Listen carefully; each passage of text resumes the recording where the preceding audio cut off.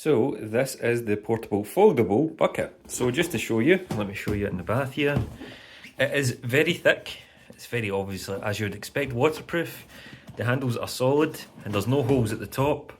And as you can see in the top, it's basically as you'd expect.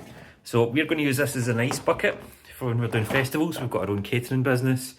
But I just want to see if it can hold the 20 litres of water without breaking. So as you can see, it is pretty full here. Don't worry, that's not the colour of the water, that's just the orange going through. But just to show you, there we go. I can lift that with one hand and it's holding very fine, or very good I should say, rubbish English there. But we can use this for a mix of things. So we can use it for ice bucket like what we're going to use at catering events. We can also use it for washing dogs' paws, but not obviously the same one. You've got many uses with this. You can take it camping as well, as some sort of way to wash yourself off if you need to as well. So it feels like good quality. It does up to 20 litres. I'm really happy with it.